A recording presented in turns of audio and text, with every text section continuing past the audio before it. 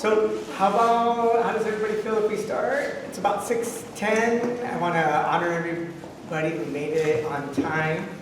I've got a 55-page PowerPoint for all of you tonight. Okay, good. I was listening. It's 5. I kept it down to 5. I wanted to know maybe if we could start off with a round of introductions. Give us your name, affiliation, if you're a resident in the district, and we'll just go around the table very quickly. Go ahead. We'll start off with Sharon. Sharon Field. I live 5 blocks down that way, and I'm on Measure G. And I'm nosy, so that's why I support my council member. Oh, no. He's getting a promotion. There are 2 up, just not our district. And my name is Sarah, and I live in Creek Ridge. I think I'm not in a business right now, but I always find it interesting, and I'd like to promote more Salinas business so that we can all do our business locally. My name is Karina Silva, and I work here for the City of Salinas as a Neighborhood Services Coordinator. My name is Crystal Casillas. I also work with the City of Salinas and Business Navigation Services. I'm Lisa Murphy, and I'm the Assistant City Manager, and I oversee economic development, which obviously has a big focus is small business development. My name's Wes, and I just became executive director of a new nonprofit called Hugs, helping you get support. So I'm eager to learn some business tips. Yeah, and then Roseanne Catoni, reporter of the Salinas, California. Thank you. I'm Louise, Recreation Park Superintendent, but I grew up in District 6 and live in District 6. So There's more city people here than there are community people. but we live in the community. Yeah, we're a community, but it's an official capacity. So some of you probably saw the flyer. This month marks my first year as a council member. These last couple of months, I've been out meeting with different sectors. It's a term that I often use. Most recently, as you know, we've got some construction going on, Dorado Road, and we've got the construction of the Dorado Road roundabout. I was meeting with some of the educational leaders over there because there were some traffic issues that was having an impact on the students. Also, most recently, I've been meeting with residents in the Creek Ridge neighborhood area. So myself and the mayor were out there recently just meeting with residents, regular residents. And I've had other kind of community type meetings. What was missing was having a meeting with the business community. My city council district, District 6, and some of you are probably familiar with this, it's Main Street where, Target is, all the way down to Constitution Boulevard, and then south it's got like this step shape, so Alvin Drive, Rainier, and then we've got this open area where our new park is at.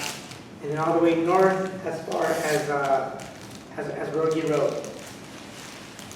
District 6, as some of you know, it's pretty residential. It's not like South Salinas where we have like heavy industry. We have other parts of Salinas that are also, have some high density populations. And so wanting to make sure that I'm present in the different communities. Again, we were having this focus, or I requested from staff, wanting to have this meeting where we would be able to hear from our local businesses. And some of you probably know that our local businesses support our city's budget and our programs and services with its other sources of revenue. Are also contingent upon like everybody that's at the table being the city of Salinas. So we're very strategic in trying to get those folks out. We know that because it's Christmas time, a lot of people are probably shopping right now. We knew that attendance may not be as high as we would like it to be. Doesn't mean that that's where we're going to stop. I'm hoping in maybe the next 3 months or so, we'll have a follow-up meeting, we'll continue to do some outreach. In terms of the staff, I know that we have some staff that I've had an opportunity to work with since I was elected, some that I haven't.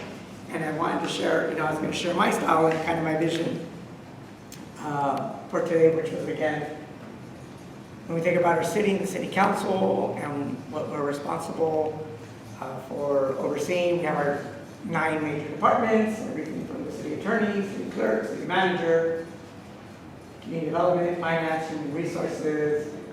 We have library, community services, public works, recreation, and parks.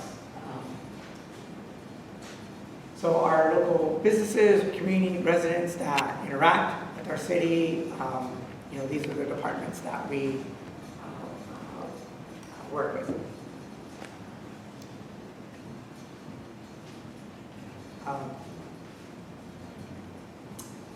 My leadership style when it comes to these type of meetings, there's like 3 things I normally will want to do when facilitating a conversation like this. Again, the reason for tonight's meeting is wanting to hear from our local business community is one, just start with the regular ask, how are things going?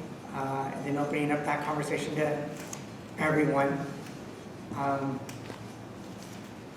When it comes to doing reflective listening, the main part of it is listening to our business community, our residents, or folks that might be in the educational system or nursing or housing.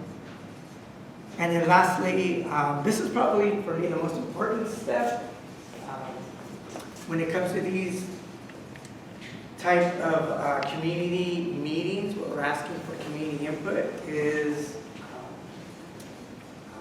reflecting, right, or restating what we heard.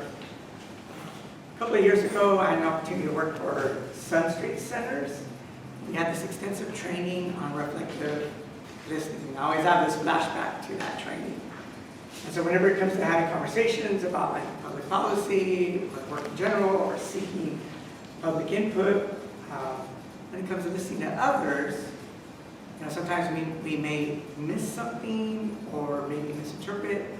And so this training, I really enjoyed it because it required us to we broke into groups, we have conversations, and then when it's like, oh, so what I'm hearing is there's a traffic issue, right? And we put our kids in our temple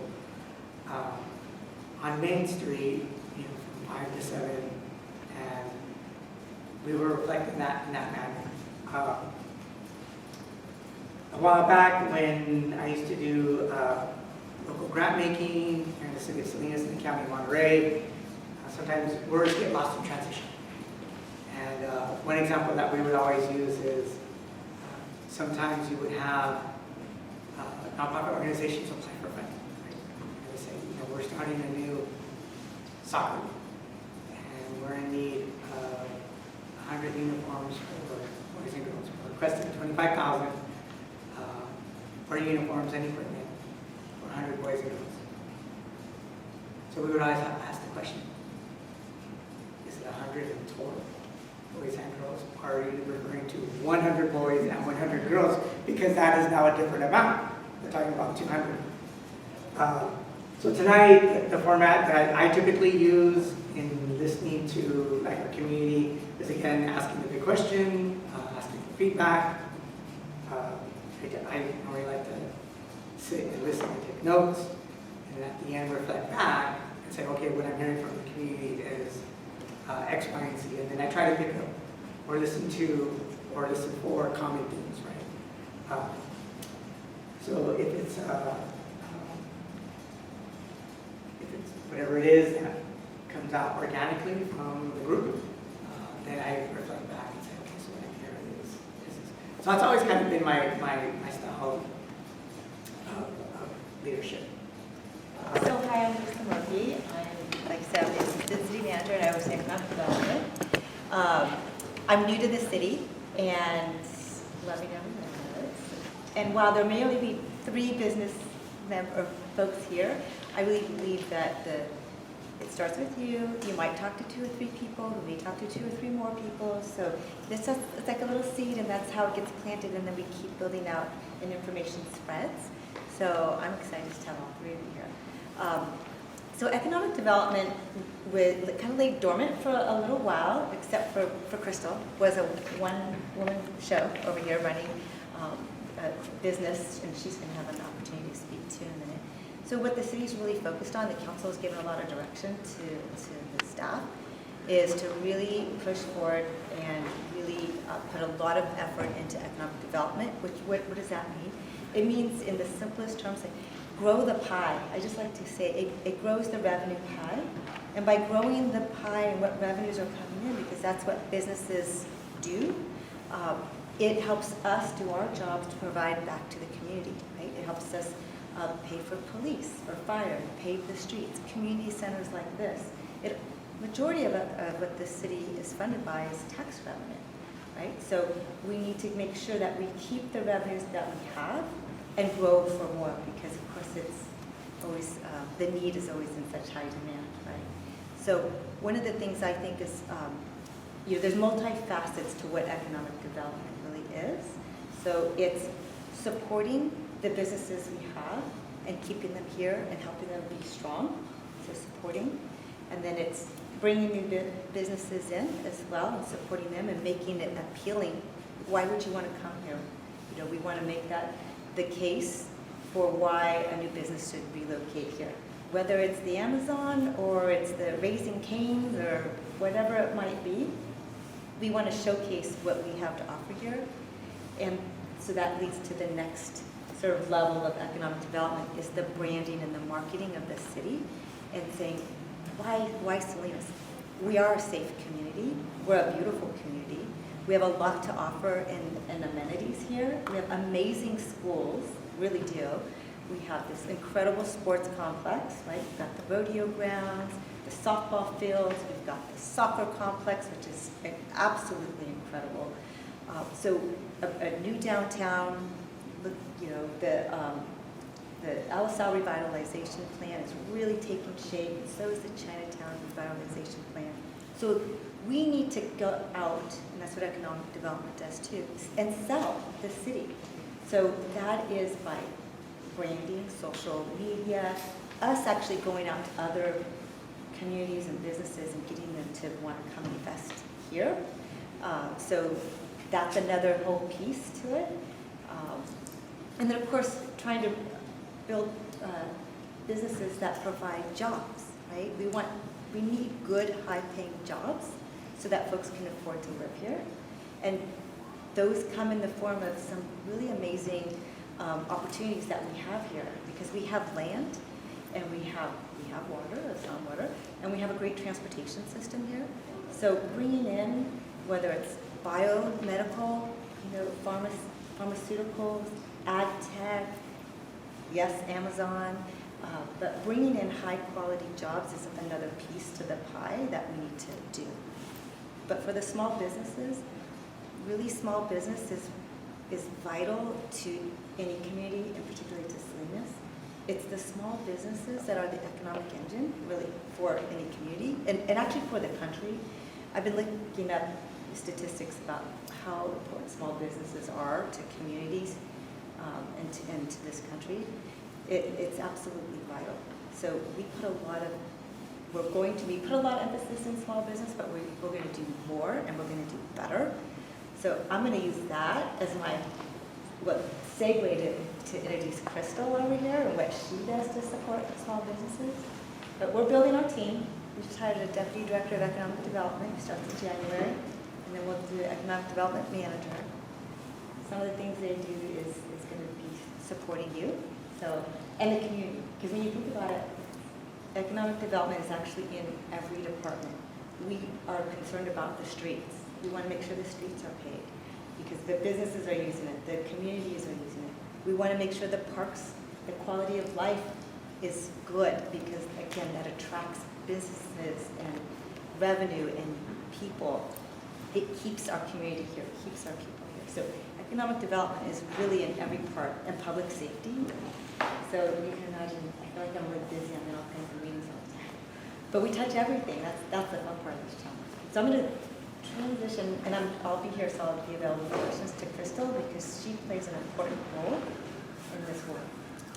Yeah, so my name is Crystal. I worked with the city for about 8 years now. I started it in community development, or community development in the planning division. I'm still sort of in the planning division and economic development, and so I started with the Alsa Vibrancy Plan, which hits a lot of groups of like quality of life, safety, and economic development was one of them. Within that program or plan, there was a request to have a bilingual business navigator that can assist small businesses in navigating the city processes and starting a business, which is how my position came to be. So I help businesses start the process of formalizing and what they need to do, what permits they need to acquire, as well as implementing some initiatives for economic development. We do have, for example, a city marketing and technology grant. We have some facade program as well, and sidewalk permanent cafe that came from COVID. And so those are some of the type of initiatives. And for District 6, I know there's not a lot of visual commercial spaces, but there are a lot of home-based businesses, and I think they're often forgotten in the process of like when we're talking about small businesses, because you can't visually see them all the time. But they do exist, and there are a lot of them, and so I think, right now with the county in the past 2 years, that they've allowed for home-based kitchen, they're called MECO permits, that a lot of people take advantage of that, and they want to pursue something like that, like home-based, like sort of kitchen entrepreneurship. And so those are some of the requests I've gotten lately, or inquiries. But then also as residents too, you interact with businesses as well, and you know what are some barriers that you experience, and what are the needs of the types of businesses you want. You know, I've heard that a second pharmacy closed in the South, so they have to go drive or walk all the way to the other side of the South to now get their pharmacy or their medications. And so that's kind of like sort of those things that we want to hear when we have a public meeting like this, on like what are some of the businesses that we should be attracting to meet your needs as residents. So a little bit of kind of what I do and what I'm hoping for this meeting. The businesses on North Main, on the east side of North Main, such as Dell's Fruit Place, and some of those are in our district, right? Anybody? Chaparral. No, they're actually on North Main, but they're on the east side of North Main, as opposed to the library. Nope. Yeah, like the library side. Those would be this. Okay, would It's Big gonna be- Creek Bridge, like Safeway, and those be this district? District 1. Sorry. District 1. Okay. like that What about Safeway. down? Okay, that's fine. What about down on Veranda? There's a grocery store there. There's a CVS. Is that part It's of our super, district? that is part of. Okay, I'm just trying to get a picture of what's in our district. And then right down the street, down here at the end of Alvin, and There's a little quick stop. that's okay. That's fine, because I tend to shop more on the other side of District 5, Alvin Square, than this side. So I just wanted to get a picture of where we were. Okay, thank you. Does that mean you do most of your shopping though outside, is there a grocery store nearby you, or is there a food Well, store? I go to Safeway, which Yeah. is on North Main, simply because it's half a mile from my house. Okay. I just live 5 blocks from here. I shop, once in a while I'll go to it's the dollar store and grocery outlet, but that's over on the other side. I go to Sherman's Pharmacy because I know the pharmacist, and it's a compounded pharmacy and it's a small business. I try to shop some of the small businesses, but I can't always do that because they don't always have the things. I try to stay out of Walmart, not always possible.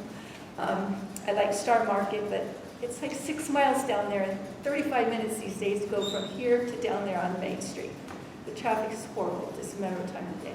But I just wanted a picture of which businesses were actually in our district, so I had the outlines there. So in terms of businesses, right, because I did a little bit of a drive-through, right, because right over here we've got, Target, and all those businesses that are on, I guess that's east of North Main, and then it's, all residential until you get to, actually, a lot of the residents that live in that Creek Bridge area do have to hop over to District 1 to go to the Safeway over here, but we have District 6 has the other, the other Safeway. El Super? And then El Super is right in this area. Other than that, it's all residential area until you get on that corner on Nativity Avenue where we got the donut shop. So those are the small businesses that we have, right? So, So we have more small businesses than we do large businesses, I think. Unless, Target's ours, but Walmart, one of the Walmart's probably, it seems like, at least when I drive around, it seems like we have a lot of small, what I'm going to call hole-in-the-wall, and that's not detrimental, businesses that are around. It's true of most of the city. They just outnumber them. The big ones are Well, I smaller think in number. the last statistic I read is something like 90% of the country's businesses are small businesses, under 100 employees. Okay, that just gives me a better map. And again, one of the purposes of this meeting is wanting to hear from the business community and see how we can continue to support them, and how I, as a council member, might be able to advocate for additional like resources. There's the opportunity grant that, throughout the state of California, opportunity funds. What it is so small business loans. Sometimes they're forgivable loans. I don't think we have anyone here locally that is providing that service. I think the nearest one that we have is up in San Jose. I know that they communicate some interest in supporting like an individual or family wanting to start a small business and doing something like a small business loan, because anyone that goes to one of the traditional banks, some banks may not want to do a business loan because it might be too small for them, and it's a risk that they may not want to take. But in the nonprofit sector, there is that interest too, like this micro lending, micro loans, and in some cases, forgivable loans of like $5,000 or $10,000 to start a new business. So again, if it is like working from home, right, it's like coming to the city, getting the services to kind of get that started, and at the same time, simultaneously getting funding to see how they can make some of those initial purchases for things that might be a little bit, too expensive for them, or too risky for someone on an individual basis. Might be too much of a financial risk for them. But something like an opportunity or micro loan or micro business grant would assist in getting it started. And then also as the city grows with, in the future, to Crystal's point, what type of businesses and development do we want to see? Because it's quite a bit of, it's a big chunk that's coming in the future. In that new housing development that is Rhonda and Natividad, I think there's supposed to be like 5,500 houses there, and then are there going to be businesses in that? Yes. So there will be a mixed use as well as like commercial corridor in that area. So I think for a lot of us here, there's always that challenge. I often find myself driving to Gilroy and going to that outlet when it comes to shopping for clothes. in terms of like groceries or supporting like a small merchant or somebody just selling produce. There are very, very few. We do have like bigger stores like Safeway where we can go buy produce. I know a lot of the times we want to support like a small business owner. You know, everything from like the ice cream shops to like restaurants. You know, I think sometimes we just want like a quaint little restaurant to sit and eat, as opposed to like going to like a chain restaurant, right? And for me, when I think about things like when people talk about the built environment and how we're building our city or how we're building our county, those things are very important because, you know, there are some restaurants that use that 100, you know, within 100-mile range where all the food that they buy to make is within 100 miles. I believe I was out in Gurn, Texas a couple of years ago, and that was a business model that they had, where this particular restaurant was a house, the backyard, all the produce was grown there, so your salad was literally picked within minutes. The bread that they made, the rosemary bread that they made, the rosemary was freshly picked and you could taste it. So in terms of like health and health outcomes, when it comes to places just dying, there is that health impact when all we're eating or all of our choices is like the fast food industry with foods that have a bunch of preservatives and food coloring, things that might be toxic in the long run. But having small businesses, albeit they're selling clothes or providing food or some other service, I just feel that it's very important as a city council member that we're supporting the small businesses and providing options to our residents and being responsive to the economic needs. Again, you know, if we didn't have our own city services, that would be very challenging for someone who is interested in starting their own business and not knowing where to begin. Sometimes that's like making that first step is like the most important one, where they need a little bit of hand-holding and confidence in starting their business. Earlier this summer, we had Craig's Barbecue. They had their kickoff here. And again,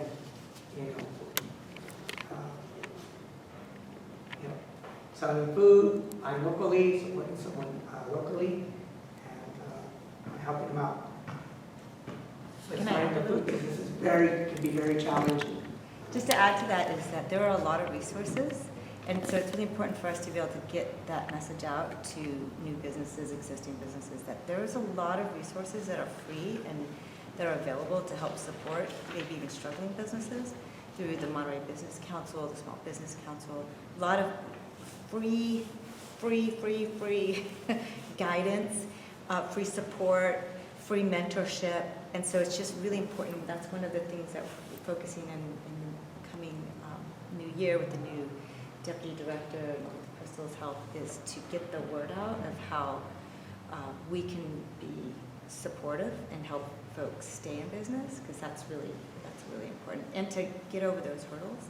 So one of the things I was hoping to hear is how can we reach out to community members more? How can we get the word out better? Besides social media, press releases, or the website, is it the actual personal go visit, hand holding, and really hand delivering the message out to our businesses that we're here and there's so much free support available. Just have to get that word out. And something like this is very helpful for us to have more business meetings like this. And again, this isn't going to be the last of these meetings. Someone that lives and shops in our area, I do talk to our local businesses. Unfortunately, some are very smaller, right? It's like they may only have like 1 or 3 employees. But that does help us in terms of like our city leaders like determine like, okay, well, what's the best outreach plan in terms of getting that input from our business community, learning from them what their needs are and how we can meet those, how we can best meet those needs. I'd be curious to hear, one of the things Crystal brought up was, what do you want to see? What kind of businesses would you like to see in this community? That's important feedback for us too, to know. I'd like to see crafting fairs. We do one at the rodeo grounds where they, something flair at the farm, but that's like a real big rodeo ground. It's got an admission donation entry. But I've been to some, I went to one in San Jose at the convention center last Sunday. And it's called SJ Made, so it's just a bunch of booths of people who make stickers and watercolors. And it's a bunch of artists or bakers or people who have sell tea leaves. And for those type of events, the parking is sold out. It's $40 if you want to park next to it. So they're making a lot of other people. Whoever runs a lot next to the convention center is making a lot of money. And people are happy when you see them leaving. That almost everyone buys something. And the person's vending table is like one of these tables. It's a very small business. So I think if we could get something like that, and just for the businesses in Salinas, I know that people who work at Target, El Super, Safeway, the restaurants, they take the bus to get to and from work. So we have to have good, reliable bus service for the employees. And the like small business, in like they lost the Walgreens and the Rite Aid on the east side. There is the independent pharmacy next to the post office. So there are options. Sometimes people are going to be forced to use these options because they're larger chains are gone. People I know who work in Salinas, who have jobs in Salinas, they won't stay in Salinas for their hotel. So I say, oh, you're coming to when I was working here, you're coming to the office. Are you going to stay here? And they said, no, I'm staying in Monterey. So even though they're working in Salinas, they would do the drive back and forth, which for me wouldn't make sense. And Salinas, or our county, has been in the news recently over the mushroom poisoning. And that's the only time we've been in the news for quite a while, and that's really sad. So just see that the only time we're nationally in the news is for mushroom poisoning. And finally, it's Christmas season and I've been shopping. The quality of, especially things for little kids, children's clothing is so bad. I won't buy low-quality children's clothing, even though people say, oh, they only wear it for a year. But why should we be promoting bad quality children's clothing? And if they grow up, are they going to be adults who buy bad quality clothing, which, rip, or they don't fit their arms or their legs or their waist? So I think even though children might outgrow their clothes in a year, we should still look for higher quality workmanship. And stores like American Cancer Society and the farmers market, they're not for profit. So these are businesses that can thrive in our community too.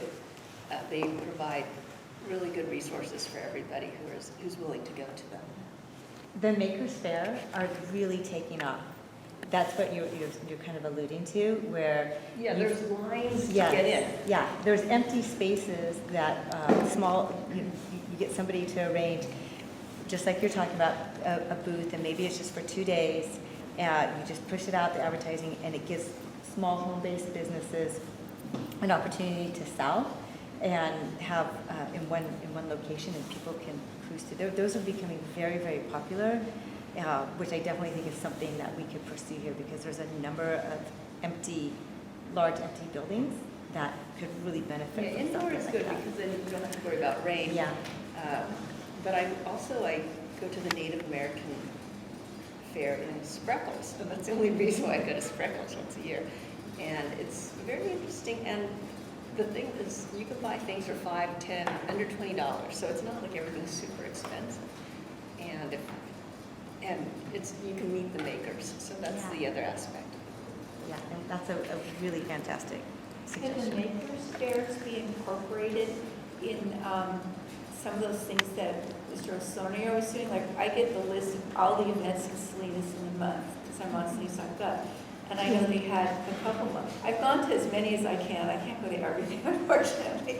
But I know they had a couple of them in Northridge, and it looked like there were a lot of food trucks, but there are other people that made things. So could something like that be incorporated in some of those events? Yeah, I think so. I actually was just at a really small makers fair that was kind of near my neighborhood. And it was just this space that's been empty for a long time in an old sort of strip mall. And these two gals got together and they just put it out there and put a call out. You can really, they're like pop-up shops. They very easy to do, particularly if it's just retail versus food, packaging. Food is a little different. But they're so quick. There's so many people in their home-based businesses. There's so many folks doing that, and kids are doing this too. It's incredible. So to be able to give an opportunity to sell, and so one of the things, this is definitely on my list of things that I want to talk about is we need to get out of our own way too, right? We need to get out of our own way as a city so that we can make it really easy. There's downtown. There's that really huge spot right across from the arch that's been empty for the longest time, and I keep eyeing that spot. Where, you just make it really easy for small businesses to go in and set up for 2 days. Well, we need the promotion too, because I have friends that whine there's nothing to do here in this town, so I started sending them that list.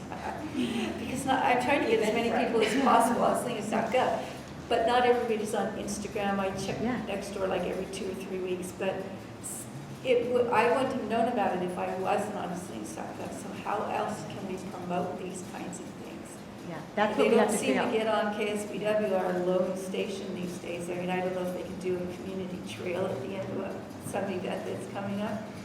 Because if we want more people to attend it so that they're more successful, so we can have more of them, we kind of have to promote it all. That's right. And I happened to see this one just because I saw signs on the main thoroughfare.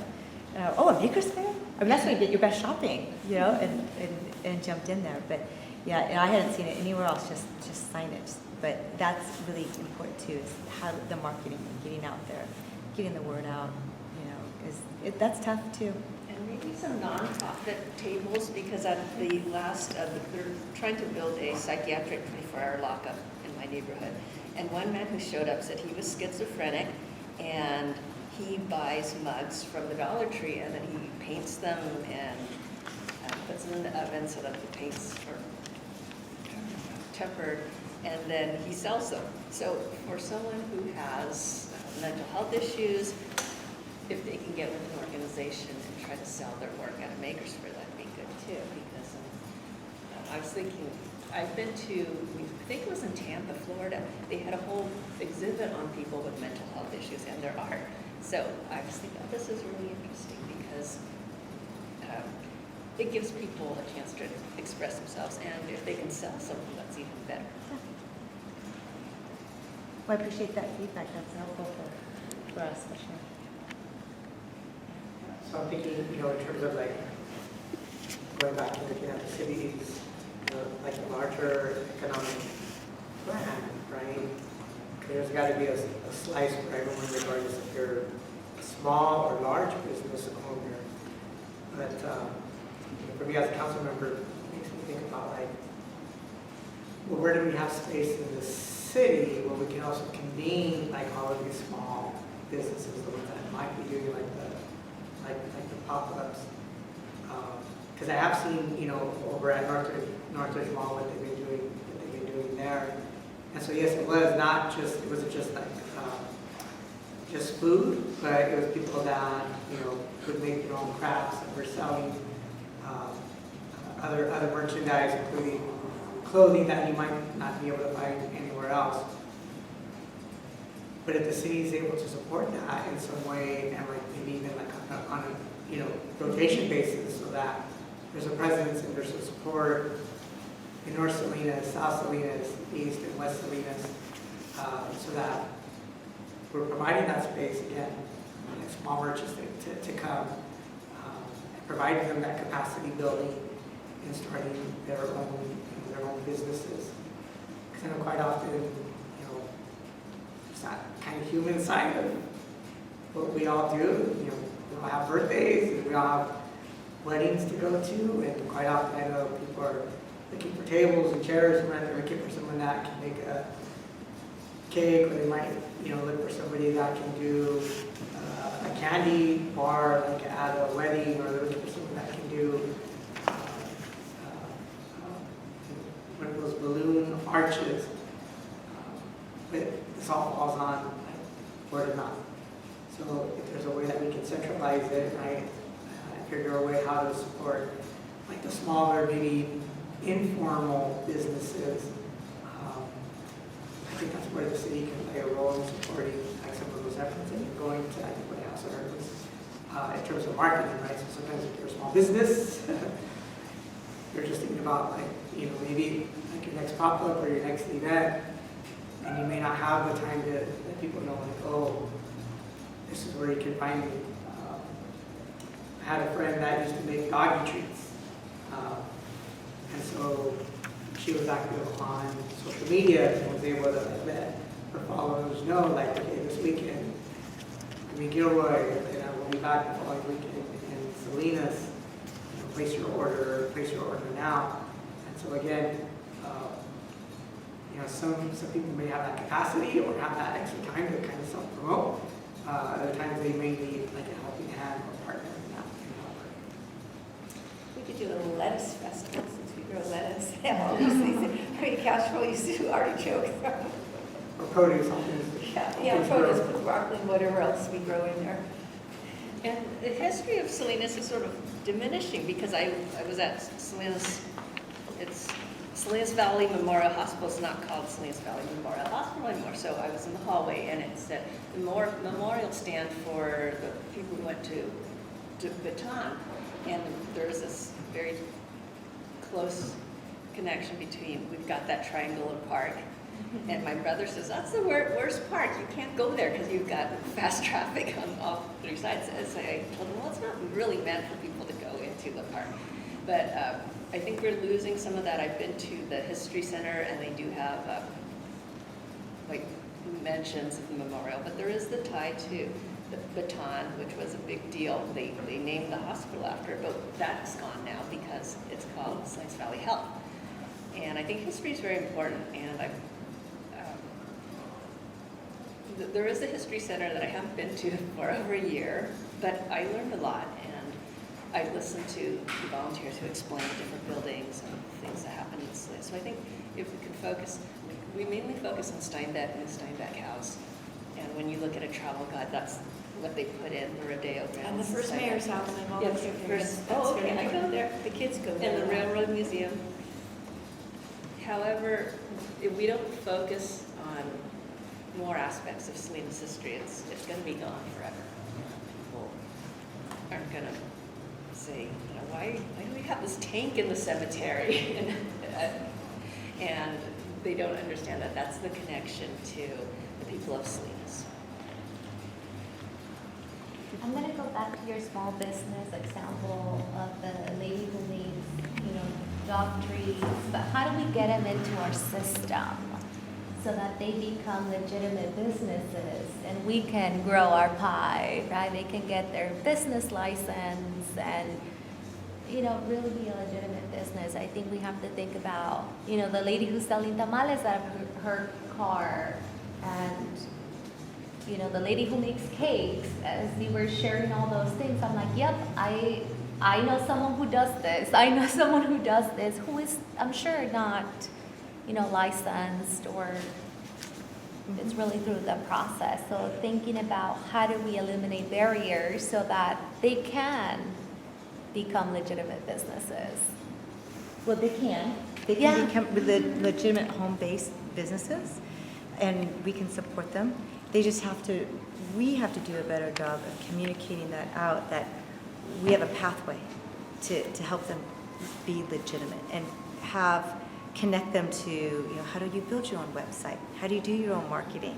Which is really important for them, right? And we can connect them to those resources.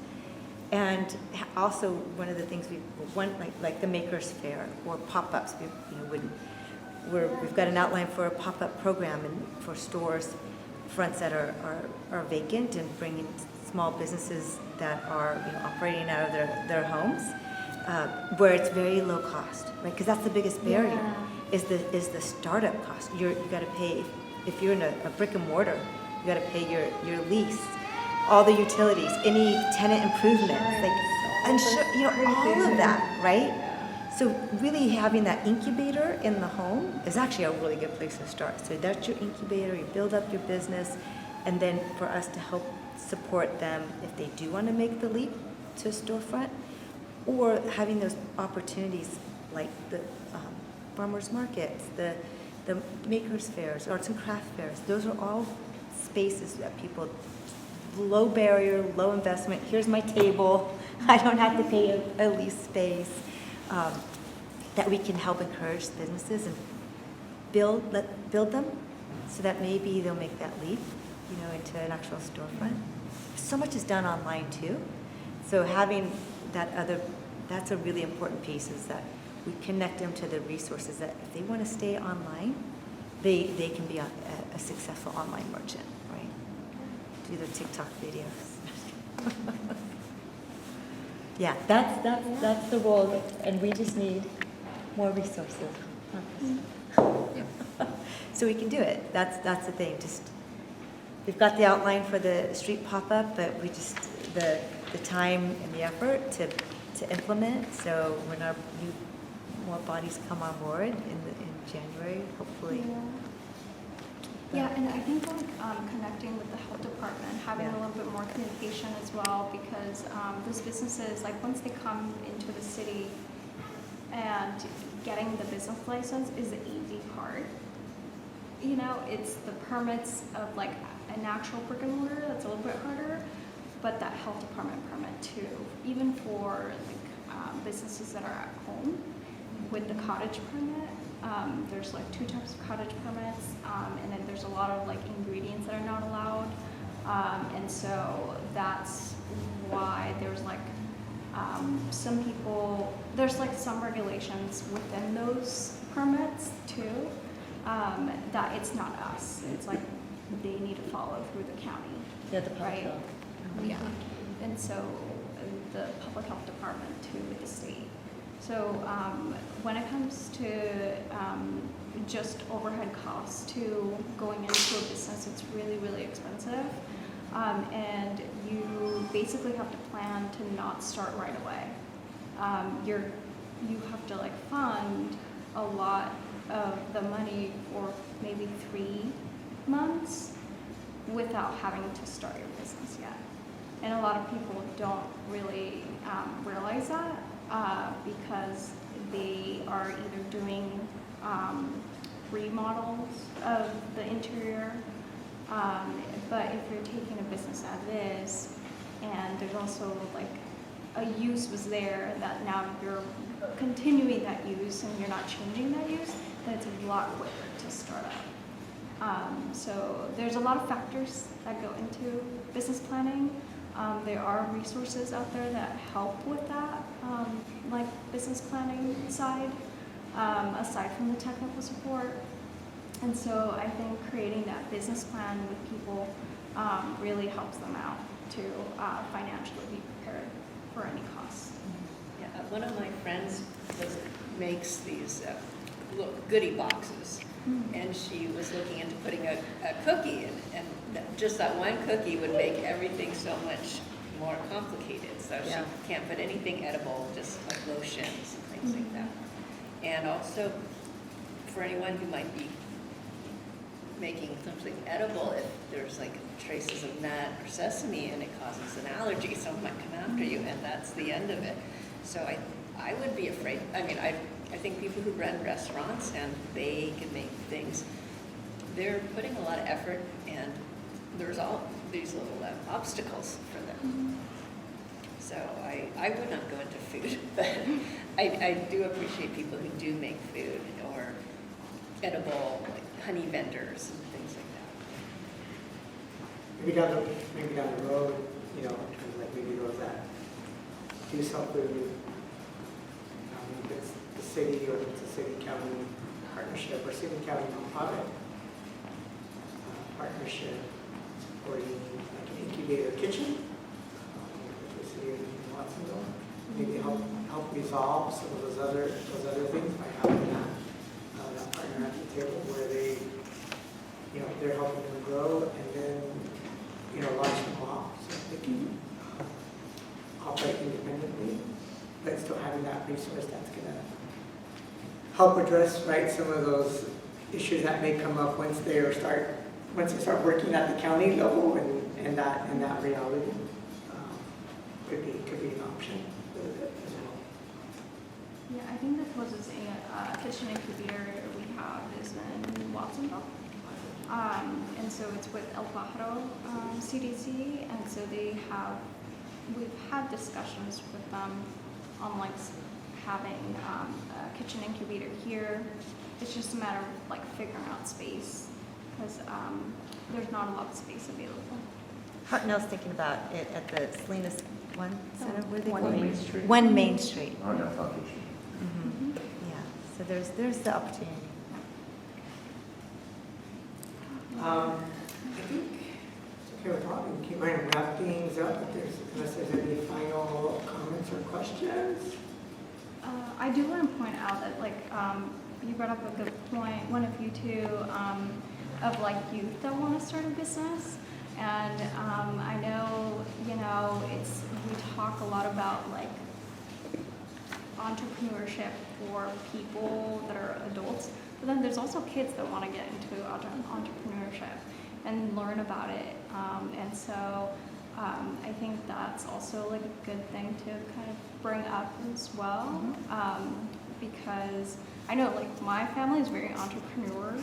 And so my brother and I, we started a quail business when we were like very little. My mom bought us like tiny quails, and we got like an incubator too. And so we had the whole setup until the county came in. What are you doing? Selling birds? Yeah, and we're just selling eggs. And so it was just to our neighbors and stuff. But it's like I've been on that side of it, and so when we were like a lot younger. So it's kind of one of those things that we just thought of, and my parents also didn't know those regulations either, so they were like, oh yeah, these kids want to like start up their little business, okay, cool. And kind of like a lemonade stand. Yeah. And so then we started into like, oh, we actually do need to get permits and stuff, and at the time it was way too expensive, so we didn't continue. There's I had heard about some other youth entrepreneurship. There's a kid, I can't remember which high school, who's become a really good drone operator. And so he markets his services to drone film people's weddings or events. So there's a lot of kids out there that we could partner with schools and help them. And I think recently there was a boy that came out of Carmel High that he was selling honey. Yeah, he has a store in Carmel Falls. Yeah, I was and he there has a last store. month. Yeah, And he started as like a table at the Moss Landing annual antique fair. Yeah. It was a little table. One thing, Salinas, I always say we need to bring it back is Comic-Con. It stopped probably over 5 years ago, and other cities have Comic-Cons, and cities like Seattle, and Portland, and San Diego have Comic-Con. We used to have one every year, and it wasn't expensive. People would just show up, and there'd be comic book vendors, and that it's good for.